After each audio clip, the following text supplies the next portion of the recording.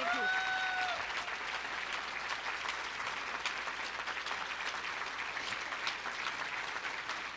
Thank you very much. Thank you, everybody. Thank you. Thank you. Thank you very much. I'm going to do the Barack Obama gesture, you know. He does that so well. Thank you, everyone. That was a wonderful video. I want to thank our amazing marketing communications staff for putting it together, and thank everyone who participated in it. I will say it's a bit of a hard act to follow. You know, the emotional music and the big stars, you know, Jan and Juan and Tony, and my friends who generously said those lovely things about me. Anyway, you know, to be honest, I'm really much more of a go quietly person. You know, kind of slip out the back door and don't make a fuss. But I know this is different, and the board, you know, really twisted my arm and hurt me, and so I said yes. So I was thinking, well, women employed requires you to push your limits, and so believe me, I am pushing mine today. And I keep, you know, people keep saying these wonderful things to me, and I keep thinking, it takes a village. Really, it really takes a village, so thank you all. When I saw the finished video for the first time, you know, with all the kind words that I'm very grateful for and slightly embarrassed by, I realized there was one thing nobody was going to talk about, and that's the role of luck in a successful career. And I have been very, very lucky. First of all, I got lucky in the family lotto. My parents cared about education, so I got a good one. My mother particularly kept us on the academic straight and narrow, and she's here and an inspiration.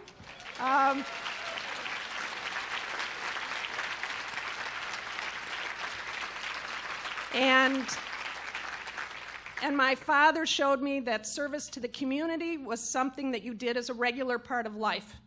He and I ended up actually on opposite ends of the political spectrum, but the basic lesson stuck. And then there's the luck of finding a life partner whose love and support makes it possible for you to do your best as much of the time as you possibly can and reach beyond what you think you can accomplish. No thank you is big enough, Karen.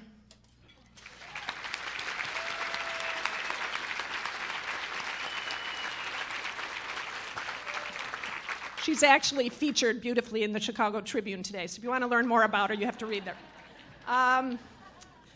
She and lots of members of my wonderful family are here. We are really a pretty sizable band today, and I'm very grateful to every one of you.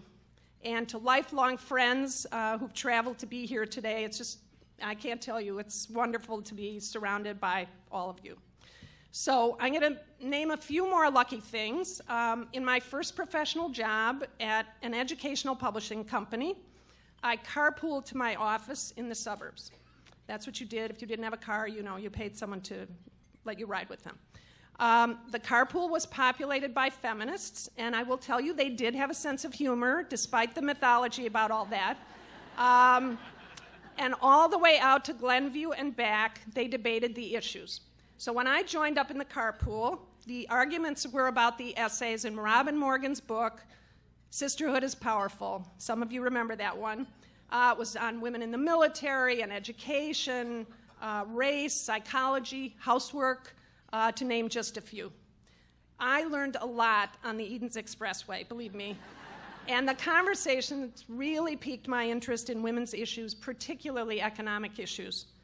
Now, this was obviously pure luck. When we started a women's group at that company, I got introduced to organizing without even knowing it.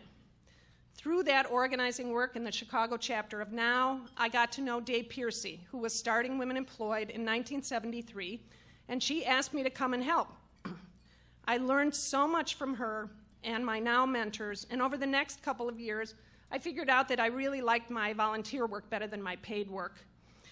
Luckily, about then, Day offered me a job as a staff organizer. So I left publishing to give organizational work a try, and it turned out to be more fulfilling, challenging, momentous, and satisfying than I could ever have imagined.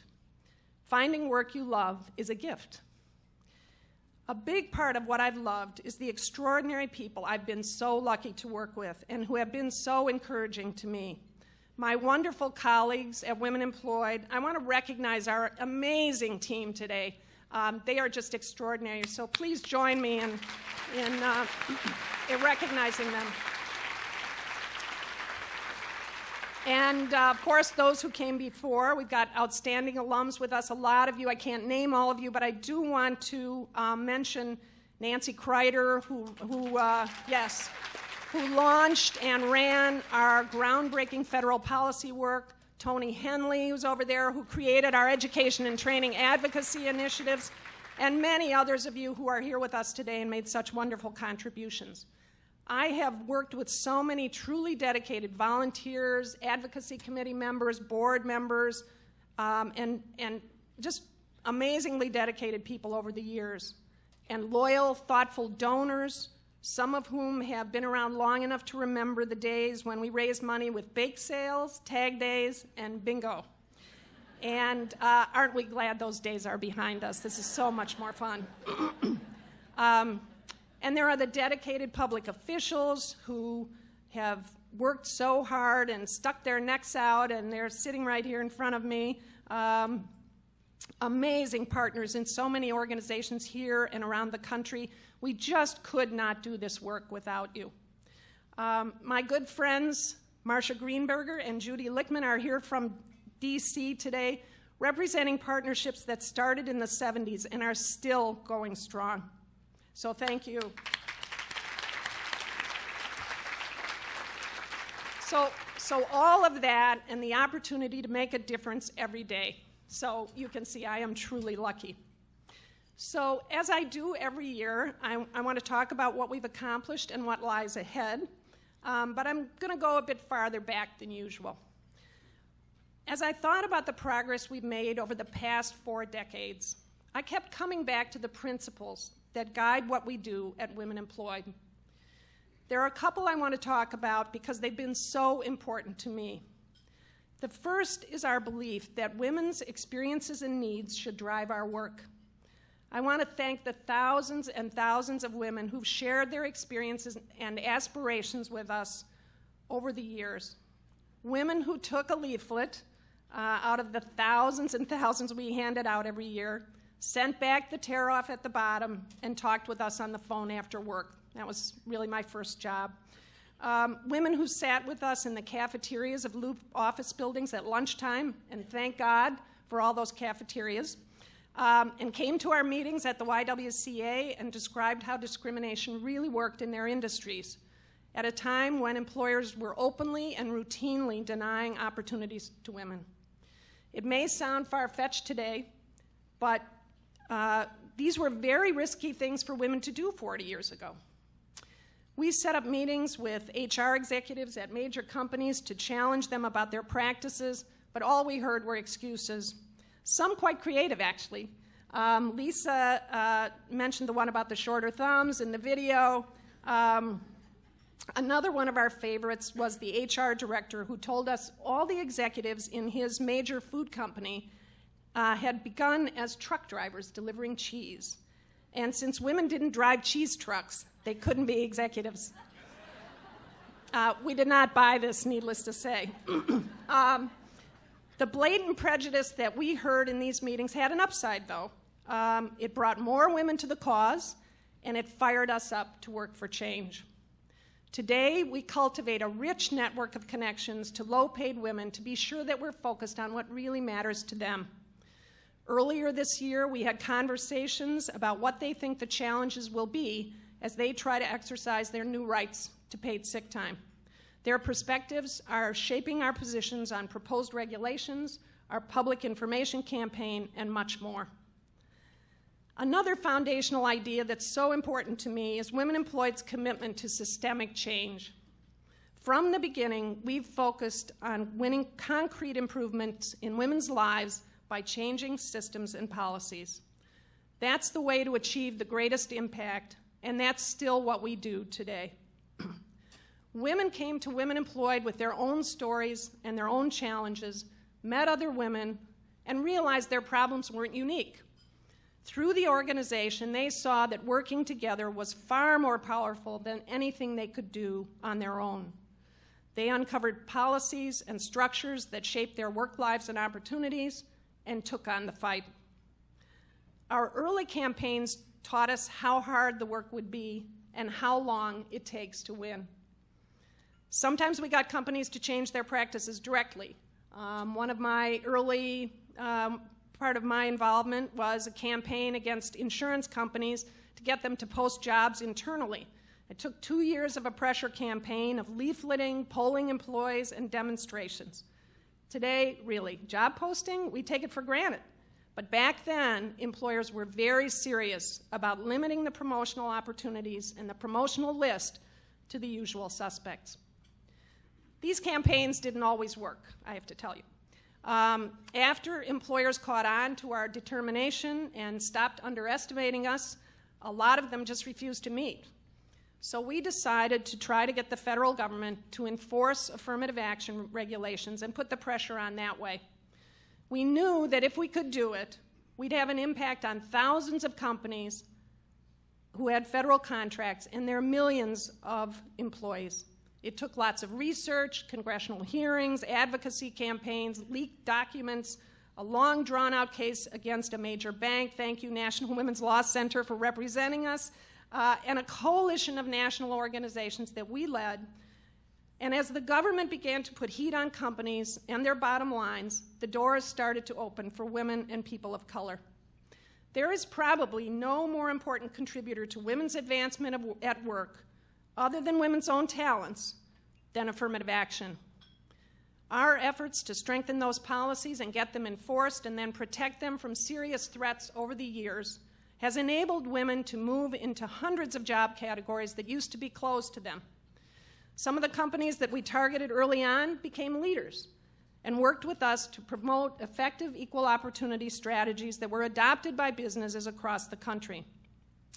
Most recently, our commitment to high-impact change has motivated us to fight for and win paid sick time benefits and expanded protections for pregnant workers. We're seeking solutions to the problems of volatile work schedules, and we're working for paid family leave.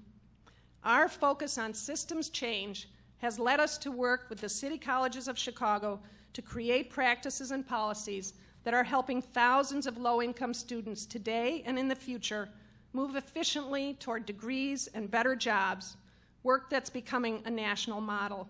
And I'm so thrilled that our good friend Juan Salgado has just been named the chancellor of this system that serves 120,000 people. Thank you, Juan. So Women Employed's unique combination of a focus on systemic change and a sharp sense of where the best opportunities are has gotten results. We've been making life better for thousands, sometimes millions of women at every level of employment. And though it's been a lot harder than we imagined 40 years ago, it has kept me motivated and energized over those entire 40 years. So that's enough about the history.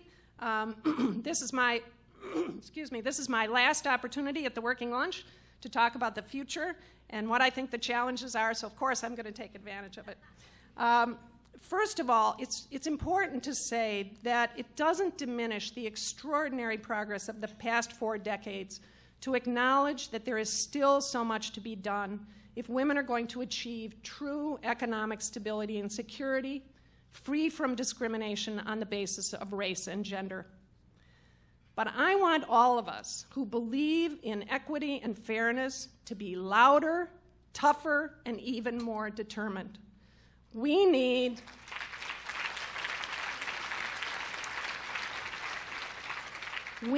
some radical upending of status quo thinking, a rejection of the complacency that progress can sometimes engender, vigorous and sustained opposition to rollbacks of the advances we've made, and a passionate assertion of the common good. The first set of challenges has to do with the fundamentals that brought us to start Women Employed: equal pay, freedom from harassment, equal opportunity for advancement, and having a voice. On equal pay, we've passed laws, changed policies, and narrowed the wage gap. But women still make about 22 cents less on the dollar, even after controlling for education and geography and family status. And studies show that even in the same occupations, at the same level, with the same experience, there's still a 10% wage gap. And it's even wider for women of color. It would be nice to believe that all of this is just going to continue to get better and that someday the problems will disappear, but we know better. Unequal pay is costing women and their families millions of dollars over their lifetimes. We can't afford to wait. We and our leaders have to recognize the magnitude of the theft that is occurring and make a much stronger commitment to change. Equal pay laws should be strengthened.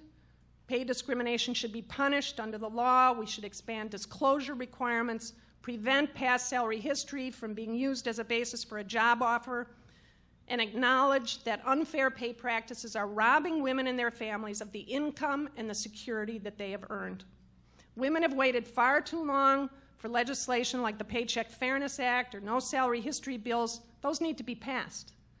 And employers have a moral obligation to examine their pay practices and make the adjustments that are necessary to ensure true equal pay. It's time. Another fundamental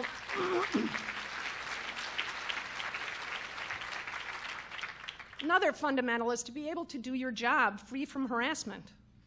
40 years ago, women thought that what we now call sexual harassment was something that you just had to put up with in order to make a living. It didn't even have a name. We've made a lot of important progress since then through the hard work of women employed and others here, smart and committed lawyers, and women willing to come forward in unbelievably harsh circumstances, the way Anita Hill did. Yet it's still all too common that a woman who complains and risks her job isn't believed, and the harasser is excused. Women came forward at Fox News, after all, but it wasn't until women's groups organized consumer pressure and the company's advertisers responded that management figured that they better get rid of Bill O'Reilly. They knew he was abusing women, and they let him do it. This is a violation of women's human rights, plain and simple, and we should put an end to it.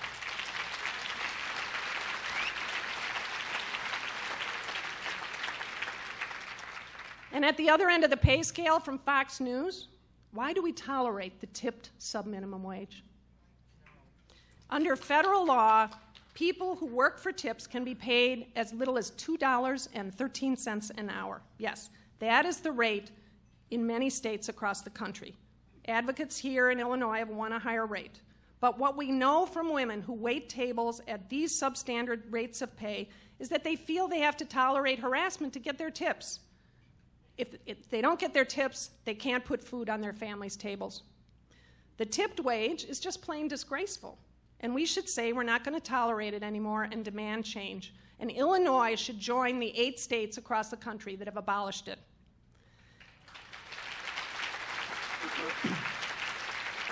And then there's the fundamental issue of equal opportunity for advancement. As I said earlier, our decades of effort to ensure strong enforcement of the laws and regulations that have been crucial to women's entry into hundreds of types of jobs have to be protected. Those jobs used to be men only. Those laws are protecting us today, still making a difference. We've made so much progress, and whenever I'm up here at the working lunch, I just have to say, I mean, really, look around the room. This is the evidence of the progress that's been made. And yet the data show that women are still less likely to be promoted than men at every level of advancement, of employment, despite their obvious qualifications for advancement.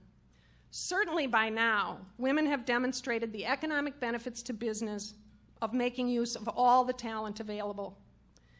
And why shouldn't the federal government use its enormous purchasing power to open opportunities for people excluded by discrimination? Over the past 8 years, dedicated policymakers and advocates brought new thinking to these issues and made the rules even more effective. But now these policies are under serious threat. The new administration has already rolled back some of them, and they are even considering abolishing the agency that administers affirmative action. So we are going to have to fight back hard. We know what an enormous difference equal opportunity laws have made for millions, and we can't go back. Thank you. The second set of issues I want to talk about, and don't worry, there are only three. The second set of issues I want to talk about is how we're going to enable women and men to work and take care of themselves and their families. Obviously, women need and want to work. Their families need the income, and the economy clearly benefits from women's participation in the labor force. Didn't Janet Yellen just say the other day, last week, that if we increased women's participation to the level of men's with better family supports, we could achieve a 5% jump in GDP? I mean, this seems like something worth pursuing. But we are just stubbornly refusing to fully accept the reality that working women and men have families that need care, and that's hurting all of us. The problem is, from a policy point of view, when it comes to work and family, really, you're mostly on your own.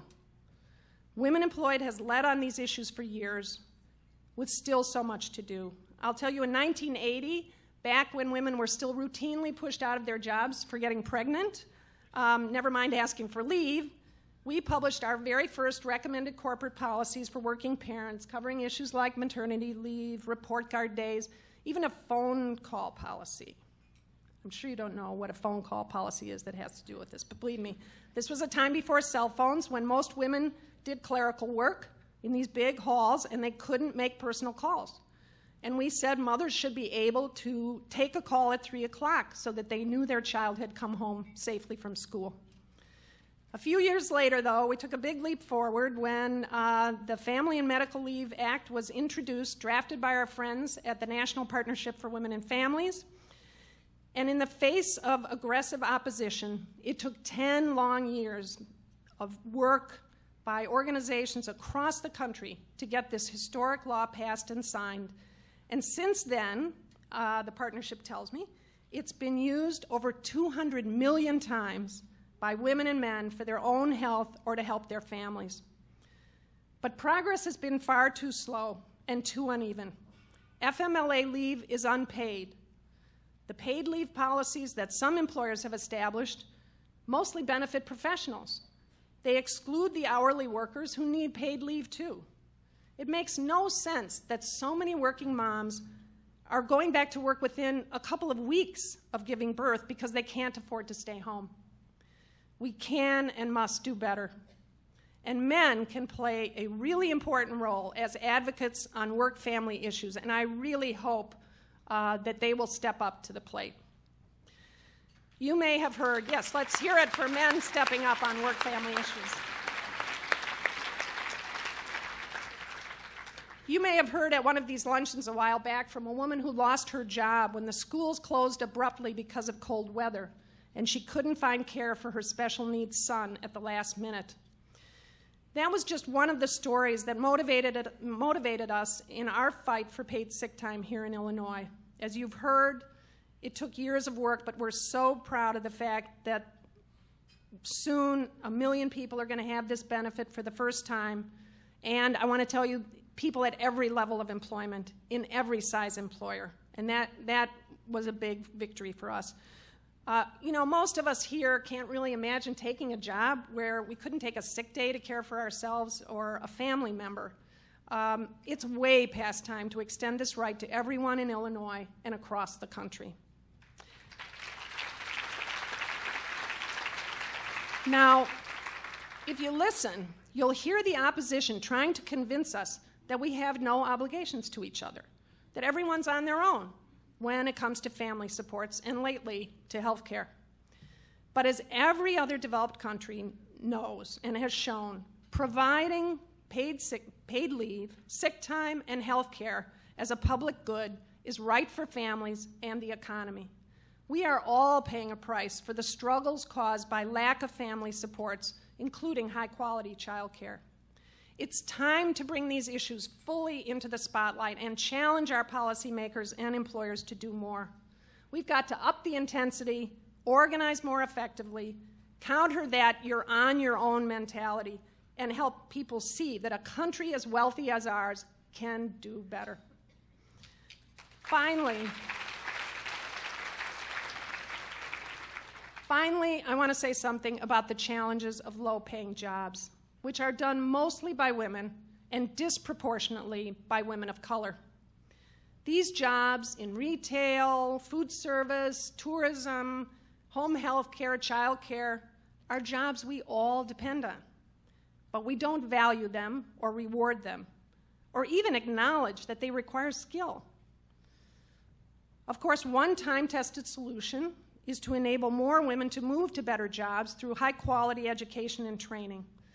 Our work with community colleges and community-based organizations to create educational pathways to good jobs has opened opportunities for thousands of women who need more skills to advance and moved so many people to economic stability.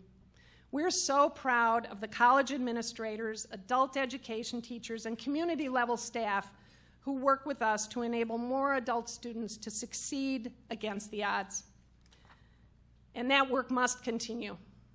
But we can't educate our way out of the problems of low-paying, low-quality jobs. Somebody still has to do them, and mostly women will do them. The painful reality of economic growth in our region today is that low-paid jobs are the fastest growing by far.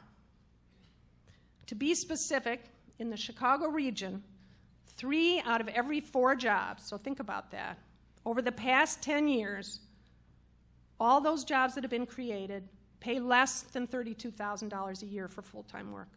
That's where our labor economy is going. And the conditions in these jobs are bad, and they're getting worse. Work schedules change constantly, so women, many of them parents, never know from week to week how much they'll earn. They work hard, but they can't plan, they can't budget, they can't enroll in school, they can't afford decent child care.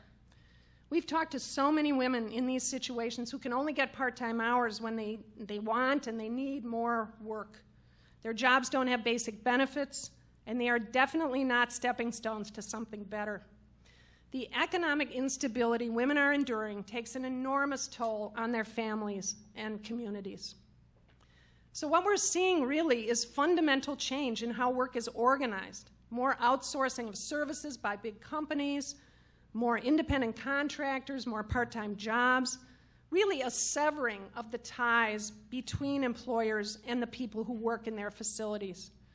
20 years ago, most people who worked in your company, in the cafeteria or the mailroom, were employed and paid by your company. They got the benefits you got, and their pay, had some relationship to the pay of others in the enterprise. But that has changed, and those functions have been outsourced to companies that compete for business by paying low wages. Americans want to believe that everyone who works hard can move up and earn a decent living. It's really our story. But that belief makes it very tough to get people to grasp what's really going on. Women are working hard, as many hours as they can get, but they're still poor. Their incomes are still unstable. We know there's a lot of resistance to making these jobs good jobs, but we know it can be done through a combination of public policies, the right to organize, and the adoption of what are called good job strategies by more employers. A critical step in the process, and you can help, is to acknowledge what's going on, and then for more people, especially those in leadership roles, to speak up about what economic instability costs our families and communities and support meaningful steps toward greater economic justice and inclusion.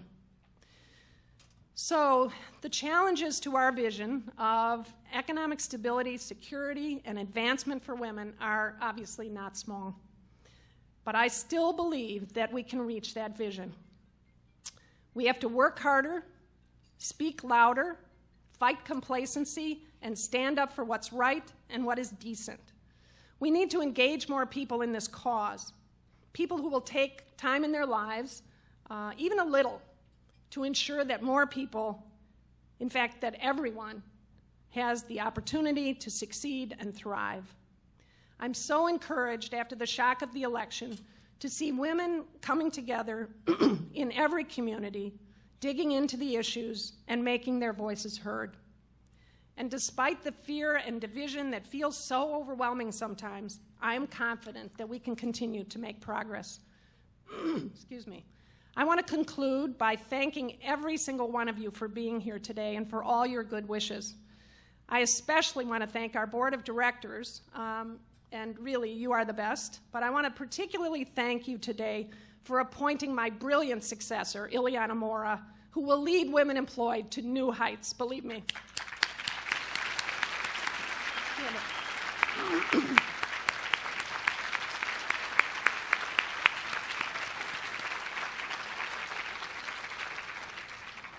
Lucky me, back to my earlier theme.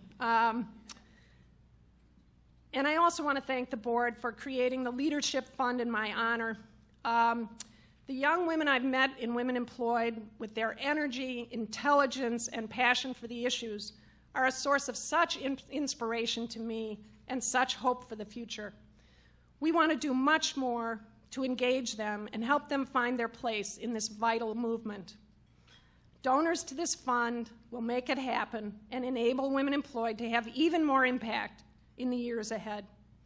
And I'm just overwhelmed by the generosity of the fund's 32 founders and everyone who's made a gift so far.